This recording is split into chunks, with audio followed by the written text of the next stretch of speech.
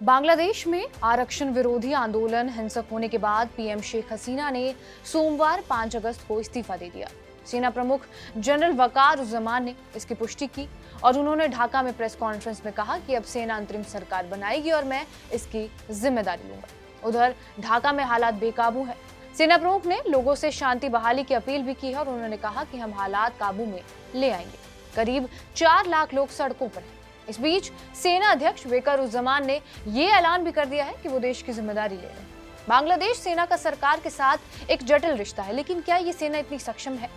बात करें सैन्य सत्ता की तो इसका इतिहास काफी लंबा रहा है। फिलहाल सेना सरकार के किसी काम में दखल नहीं देती। 1971 में अपनी आजादी के बाद से ही बांग्लादेश में सेना रह रहकर तख्ता पलट करती रही है। 1991 में संसदीय लोकतंत्र की बहाली तक देश में सैन्य शासन रुक रुक कर होता रहा है।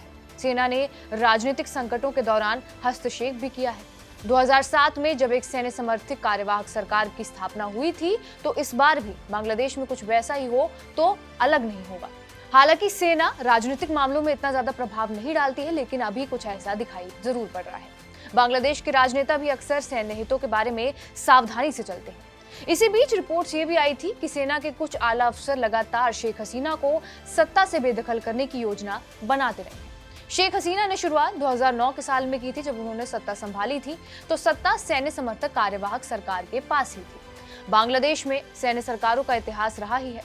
1975 में पहली बार सैन्य तख्तापलट के जरिए मुजीब सरकार को उखाड़ फेंक दिया गया था। उसके बाद सेना 15 सालों तक 1990 तक देश के शासन पर कब्जा किए हुई थी।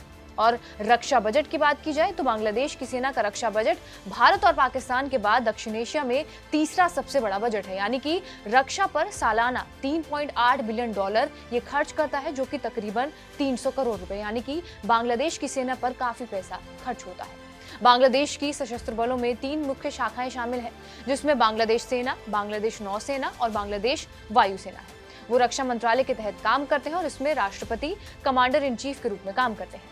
बात करें सक्रिय सैनिकों की तो बांग्लादेश की सेना में फिलहाल 1,60,000 सक्रिय सैनिक हैं और हालांकि सेना में बॉर्डर गार्ड बांग्लादेश और तटरक्षक बल जैसे अर्धसैनिक बल भी शामिल हैं। ये दोनों भी काफी बड़ी क्षमता वाले अर्धसैनिक बल हैं।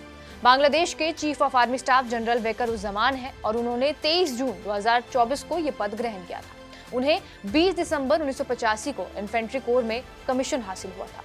ये नियुक्ति प्रधानमंत्री द्वारा ही 3 साल के लिए की जाती है और ये देश का सबसे बड़ा सैन्य पद होता है। सेना के तीनों अंगों के प्रमुख इसके तहत ही आते हैं। और कुछ रिपोर्ट्स के मुताबिक बांग्लादेश की सेना 145 देशों में से दुनिया की 37वीं सबसे शक्तिशाली सेना है, जिसका पावर इंडेक्स स्कोर 0.5871। देश की सेना में लगभग 1,75,000 सैनिक हैं, 281 टैंक हैं, 13,172 वन वाहन हैं, 30 स्वचालित तोपखाने हैं, 370 टो आर्टिलरी, 70 रॉकेट आर्टिलरी और बांग्लादेश नौसेना के लगभग 3,000 सदस्य शामिल हैं। बांग्लादेश के पास भारत और पाकिस्तान के बाद दक्षिण एशिया में तीसरा सबसे बड़ा रक्षा बजट भी है, जैसा हमने आपको बताया। दक्षिण एशिया में भारत और पाकिस्तान के बाद सबसे ताकतवर सेना बांग्लादेश की ही है। बांग्लादेश की सेना एक आत्मनिर्भर संस्था है, जिसमें विकास, विस्तार और आधुनिकीकरण की क्षमता है।